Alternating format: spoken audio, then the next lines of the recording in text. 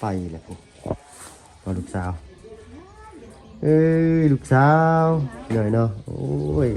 เย็นจ้อยพูดนะรถล่มทับได้ลูกเอ้ยฮึบตู้ของบ้านเป็นกับประกาศแต่เศร้าใช้หน่อยจะไปใช้นี่ติจ้าแล้วติจ้าเดี๋ยวจ้าดูติจ้าก่อนเดี๋ยวติจ้าเดี๋ยวไหนเลี้ยวชาติพี่น้อยเนาะสบายดีก่อนเร็วจ้าโอ้ยก้มต่ำเถอะลูกหางเท้ามาใส่ก่อนเร็วเช้าน้อยสิไปเฮือนป้าให้พอแต่งสุดไปแล้วเพิ่นจับเองเพิ่นได้นี่ใส่ก่อนเดี๋ยวสิไปใส่ลูกไหลไปใส่แก้มกระแตกเม็ดพี่น้องอะไรบ่ลูกไหลไปเลยบ่ยับเข้ามาครับผมใช่บอกว่าลุงนู้นสิไปใส่ไปซื้อของอยู่ตลาดก่อนเลยพี่หน่อยเนาะวันนี้ก็จะได้เตรียมตัวเข้าคลองก่อนออกเดินทางขึ้นเซโปนตอนแรกว่าจะขึ้นมื้อนี้ก็พร้อมทั้งลุงจันเพิ่นพี่หน่อยเนาะแต่พอดีทางมีธุระทางพี่เพิ่นได้มอบหมายให้เอาข้าวของขึ้นไปให้ครอบครัวน้องต้นกล้าอะไรกับทางน้องชัยเนาะแบ่งปันทางสร้างเพิ่นเนาะพอดีเมื่อวานนี้ทางแม่น้องอินเตอร์เพิ่นบ่ได้ขายของเพิ่นยุดของเพิ่นเบิดพี่หน่อยเนาะเลยก็เลยบ่มีของที่เพิ่นสั่งพอก็เลยสิได้ออกไปซื้อเอาแต่เช้าๆก่อนพี่หน่อยเนาะและแรงก็ไปหาซื้อของที่ตลาดก่อนเพราะว่าเมื่อวานนี้ทางแม่น้องอินเตอร์เพิ่นบ่ได้ตุนของไว้พี่หน่อยเนาะเพิ่นพักมื้อนึงเพิ่นว่าเนาะ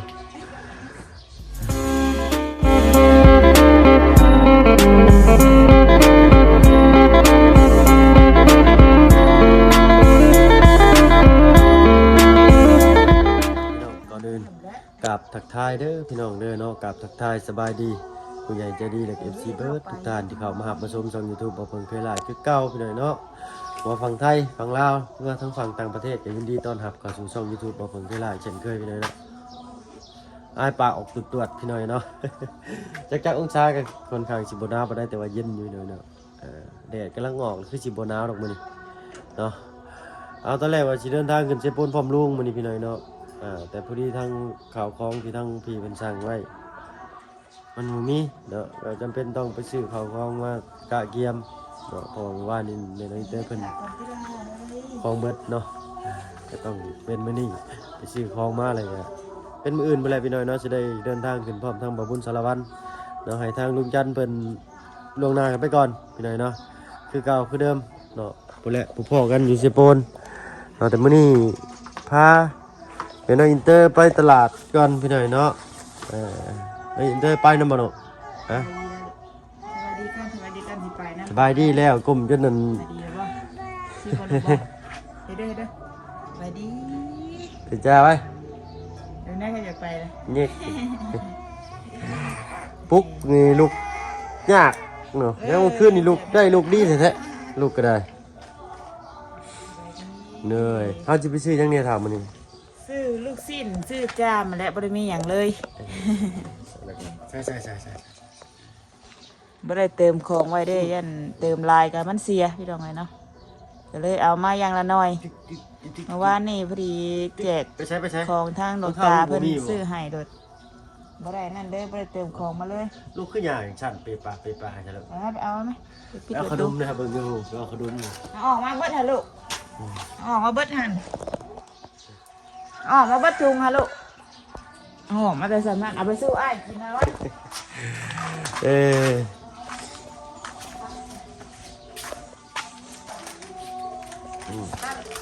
โยกหน้าโยกหลังนี่ดูก็ได้ไปเลยค่อยเฮ้ยปึ๊บอุ้ยดมเข้าเอา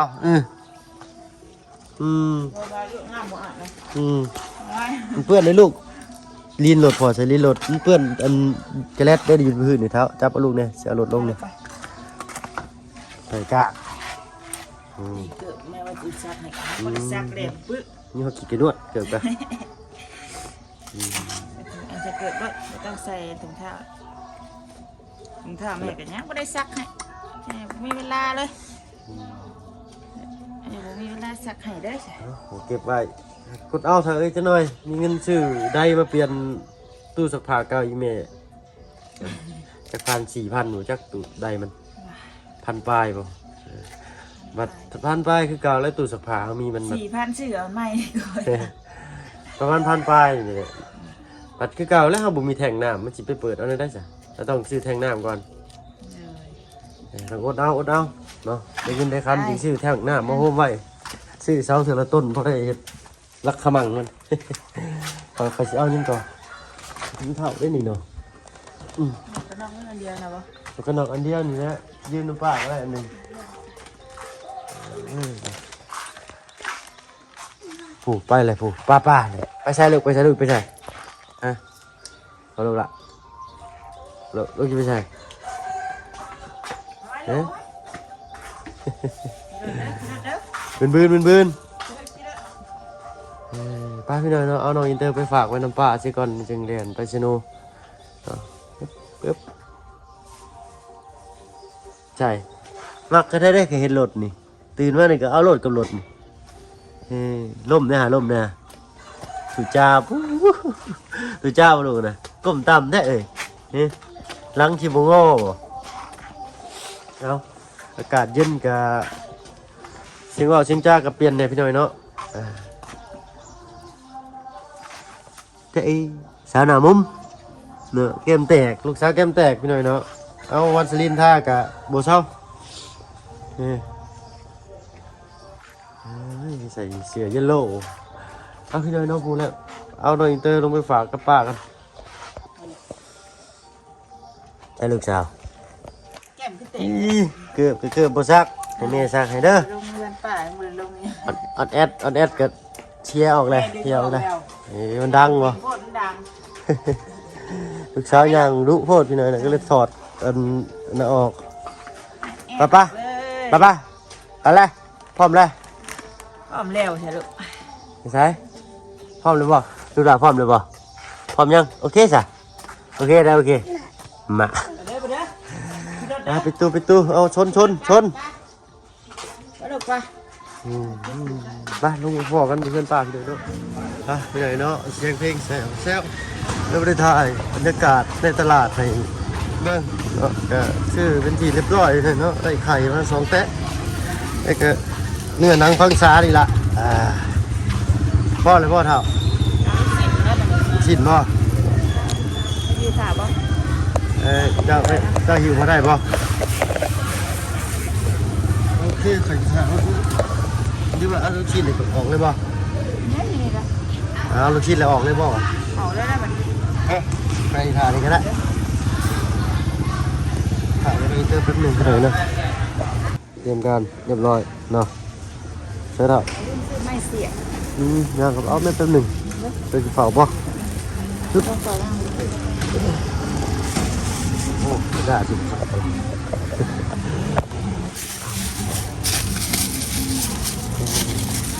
พี่น้องเนาะเราถ่ายไปนั่งเด้อจักหน่อยเตรียมพร้อมถ่ายไข่นี่2-3 โลมีซี่โครงน้ำมันย่างเนาะลูกย่างมาเลยแดดเป็นแดดที่ไหนน้ำมันก็ได้ใส่ได้เลย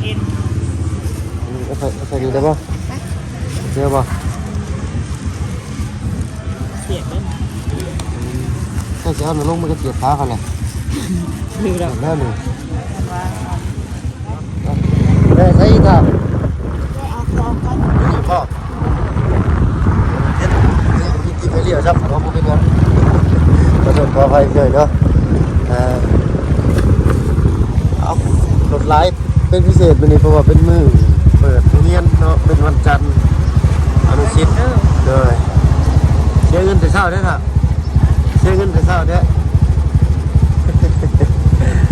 เอาพี่นายเนาะหาเงินเป็นหาเงินเป็นต้นไส้หาอย่างเดียวมันก็บ่มวนแล้วพี่นายเนาะมันก็สิเมื่อยพี่นายใส่หน่อยประหยัดเอาอยากสิได้เนื้อเตรียมข้าวของพี่นายเนาะนี่แหละมีทั้งไข่ลูกแล้วก็ จำเอ็นบ้านเราเอิ้นจำเอ็นเนาะก็มีนี่ไงละเนาะแล้วก็มีใส่กล่องชิ้นเป็นชื่อเป็นลายอยู่นะพี่น้องอ่ะส่งมาลำรวยเนาะขอบคุณดังพี่เพื่อนเนาะอุดหนุนซอยไม่น้อยอินเตอร์พี่หน่อยเนาะโอ้ยดีใจหลายเอ้าก็ถือว่าเป็นอีกช่องทางหนึ่งเนาะพี่หน่อยเนาะกำลังใจอีกทางหนึ่งมาทำซะเนาะพี่หน่อยเนาะพอๆกันบุละคือว่ามือสองเอาออกมายังนะเราคิวลายพี่หน่อยเนาะบรรทุกหนัก10 โลนะครับได้ใส่กล่องที่นี่ไม่มีหัวนี่เลยเอาเนาะเมื่อนี้จะใช้ทั้งนี้แล้วก็เป็นถ้าจามให้เนาะถ้าว่าท่านก็จะได้กินไปเลยนี่บุท่านหรือเป็นต้มไข่เป็นตะเกียบที่มาเสียบเอ็นอีกเอาเป็นรอบหน้ากันแล้วนะเนาะครับหมดไปรอถ่ายเด้อเนาะทางเซโกนเรามื้อนี้ทางเงินจันเป็นจุดก่อนที่ไหนเนาะเดี๋ยวไปทางมาบุญสารวันกับทางเคยล่าจะได้ขึ้นพร้อมกันเดี๋ยวเนาะเอาไปได้กระฝากตามทีมงานทางเซโกนเด้อพี่น้องเด้อเนาะขึ้นไปพร้อมหน้าพร้อมตากันเนาะพี่น้องเนาะเราถามเมย์ทางเตอร์จักหน่อยผมยังเอาฟ้องอยู่เนาะเป็นซื้อกระเป๋าให้ทางเท้าหรือว่าพอให้ทางคำนางนะพวกหลวงตาเนาะพี่น้องเนาะและพอกันอยู่เงินชานมาฮอดจอดถึงบ้าน2เงินชานของลุงจันเป็นทีเรียบร้อยพี่น้องเนาะโอ้ยได้เสียเงินอีกแล้วนี่นะแก๊สเบิดเนาะทางลุงเพิ่นเอาไปเติมมาให้เนาะเพิ่นจ่ายก่อนเดี๋ยวคงบ่พึ่งอันนี้ได้เอาสลิงมาใส่เอาเนาะอันนี้ก็เป็นของสาวคำนางสั่งมาให้ทั้งประตูอึ๊บปลาตัวนี้อยู่5-6 โลพุ่นเด้อนี่อึ๊บเอาใส่บรรทุกหนัก10 ล้ออึ๊บเปิดได้อยู่บ่อึ๊บเผื่อไปจิต้มแล้วอีกเนาะ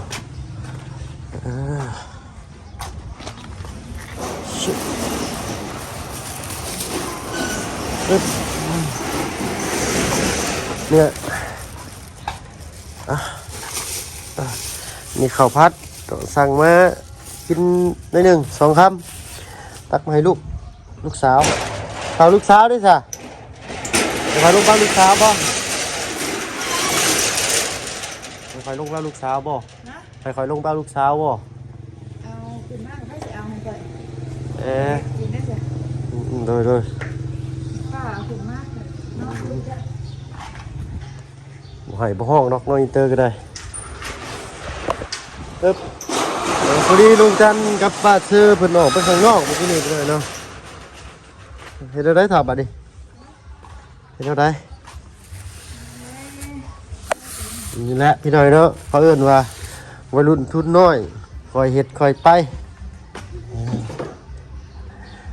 ใส่เฮ็ดได้เด้เฮ็ดแล้วเนาะบ่มีเงินก็ค่อย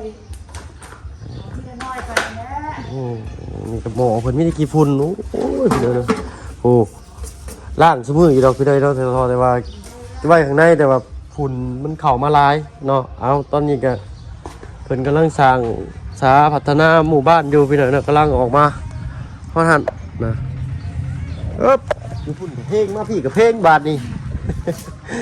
เอาเป็นยังพี่น้อยเนาะ50เสียอะไรก่อน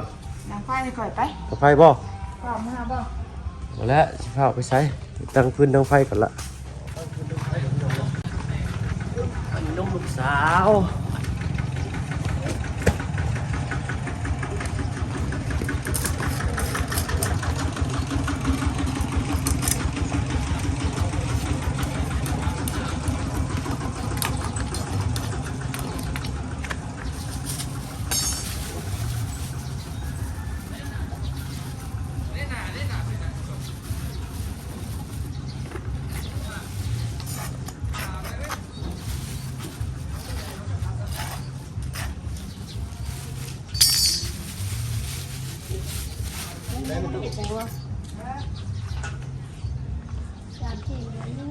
โอ้ยลังเลย น้อยจักน้อยถ่านมาเราถ่านหน่อยเนาะ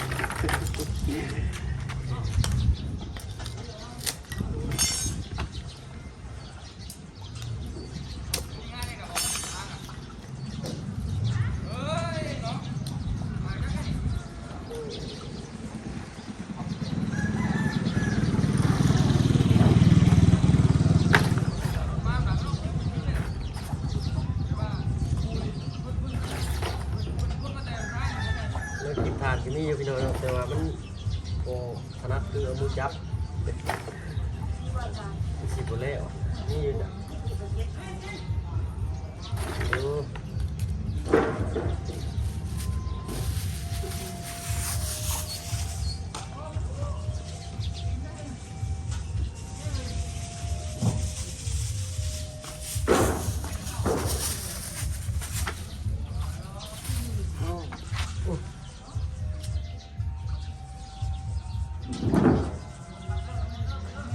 ห้อนก็หุยดีพี่น้องเอ้ยแดดช่อง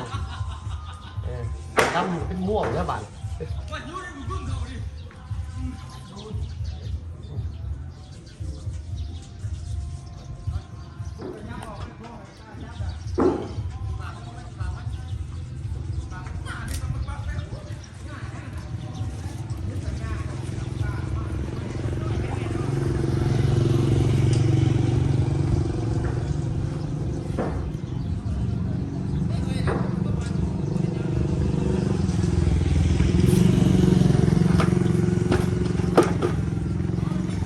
นั่นก็ติดไปเลยเนาะ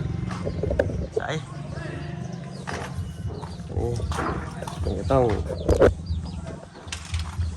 ทำความสะอาดไข่ก่อนพี่หน่อยเนาะวางก่อนจะเอามันเนี่ย เลย เนี่ยบ่ดัง ต้มเลยจะเอาขึ้นเป็นหนึ่งกำลังอันนี้เก็บไว้เด้อท่ะ จะไปใส่ยัง เอาเก็บไว้ได้เนี่ยอยู่เปิดได้เป็นขายเก็บไว้ใช้ประโยชน์ได้เยอะรังไข่นี่เก็บไว้แล้วท่อนไว้ลายแห่งดี เราจิ้มตลอด โอ้จีทิมเยอะนะเอาไปเห็ดเผื่อมีเงินมีคำได้เห็ดห้องก็ไปเห็ดเนี่ยลดเสียงก็ได้นี่ฮะเนี่ยซับเสียงได้ เฮ็ดได้ไรบ้าง น่าจะเอาไปติดที่ผนังชื่อนี่แล้วมันซับเสียงได้เด้อตัวนี้เก็บไว้รถเทิร์นไว้ทอนไว้นั่นแหละ เนี่ยอะไรหนังไฟ แล้วอะไรจะกินติดหรือเปล่าติดอยู่ดอกเลยฮะ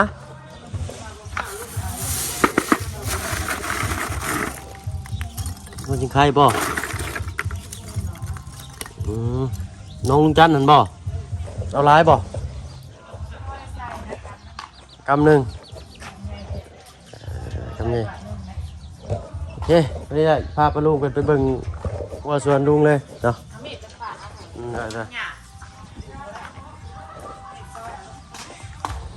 ได้มีดซะก่อน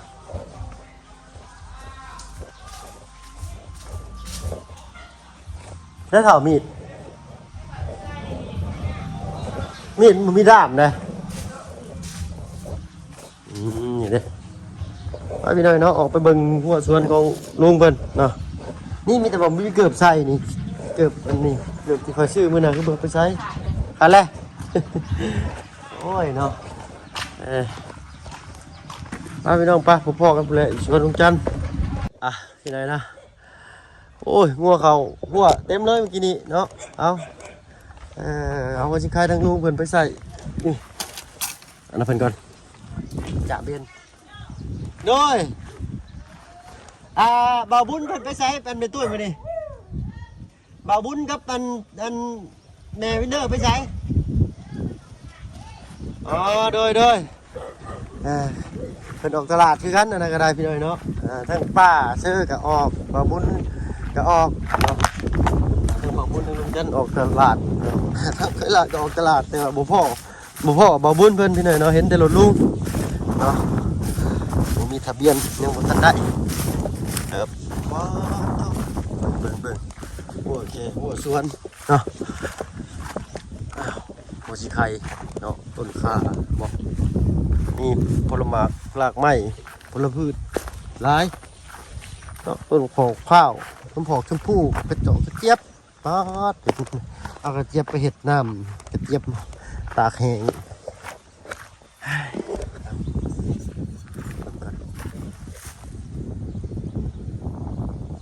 บรรยากาศน้ำมันสิบกไปปีนี้น้ำคือบกไวแต่น้อง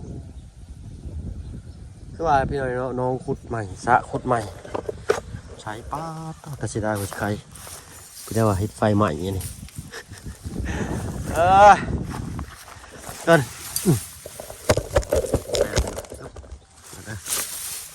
มันต้องขับเป็นกล่องมานำบาดมือจะใช้ได้ใช้มีเลยนี่เมื่อก่อนมาพึ่งก็เคยก็อยู่มุกดาหารมีแม่หนึ่งเนาะเพิ่นจ้างมือละ150นี่แหละเพิ่นให้ไปอันเพิ่นบ่มีลูกเนาะเพิ่นได้ทั่วต่างชาติว่าซั่นซะไปทั่วต่างประเทศเพิ่นให้ไปลกตะไคร้เนาะน้ำเพิ่นได้ทั่วต่างประเทศแต่ว่าเพิ่นก็ยังเก็บตะไคร้ในไห้ในสวนเพิ่นขายได้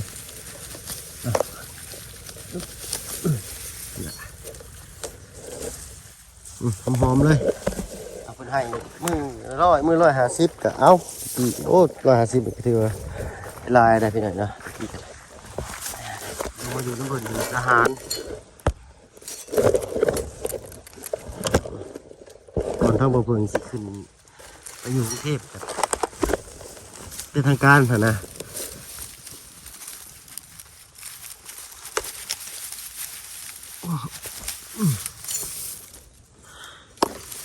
เก็บตะไคร้กับเพิ่นนี่บ่ได้เอามีดตัดอะไรดีซ้อนวิธีหักดูค่อยๆบาดมือแท้นี่ใบตะไคร้นี่ก็ได้ครับ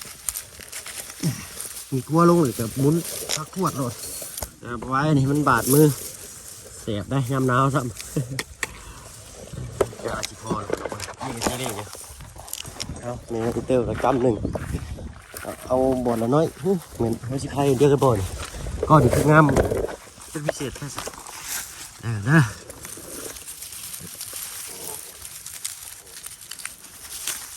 ไข่ใส่พันเดียวกันอยู่บ่โอ้ย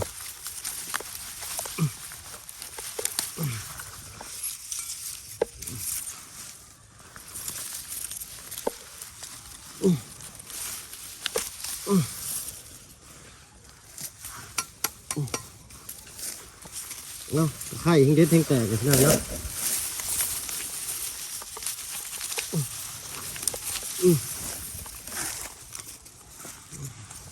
ลำบากเลยทีนี้เราบุมีไม้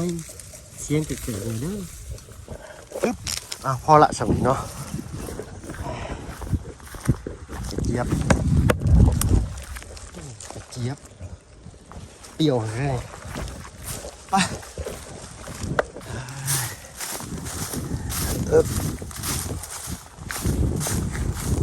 แห้งแล้งพี่เนยเนาะดูนี่ฮะน้ำฝนก็น้ำล้างน้ำไหลอุดมสมบูรณ์น้ำนานั่นเวยันเขาน้ำท่วมพูดแล้วกลับก็เดินไปตุ้ยขอบใจเด้อด้วยอยู่คนเดียวแล้วกันเนาะทำมาบนกับแม่พี่เนยไปข้างนอกไปตลาดไปเบิดเลยมีใครอยู่เดี๋ยว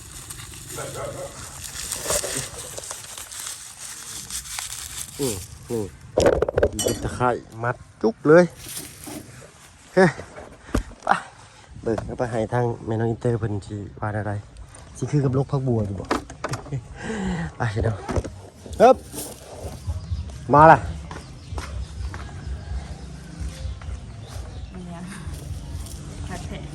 อ้าวโอ้งามบ่มาบุญออกไปบ่ที่นี่แม่นเห็นรถล่าสุดเพิ่งใช้ข้าวซอยนี่เดี๋ยวข้าวหั่นเพิ่นมาทางไงพี่ไปอยู่ไปเมื่อกี้นี่บ่เห็นเพิ่นนะถามเพิ่นแม่ตุ้ยอยู่แม่ตุ้ยว่าออกไปอันตลาดว่าซั่นเนาะป้าเจอกับลุงจันทร์ก็ออกไปทางบ่บุญก็ออกไปกับไฟสิเอิ้นเราได้ก็มีวินเนอร์เนาะแม่นแหละ นั่นไม่ตุ้ยว่าออกไปเนาะเอาไฟพิษหรือบ่โอ้หักกำลังฝดไปหน่อยเนาะเอาบริษัทยังเลยพี่น้องจะต้มน้ำเปล่าๆนี่ละนี่ฮะพอแต่ล่างทำความสะอาดบ่อยมันมีคราบเนาะเอาชิ้นขึ้นมาตากแดดชีบุเชตู้บุเท้า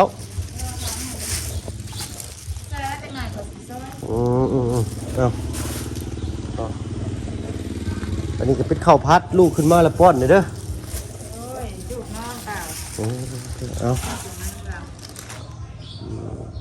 เอาสุกมาลำรวยค้าขายง่ายมือพอดีทางก็ได้ทั้งพี่เพิ่นพี่หน่อยเนาะได้อุดหนุนซอย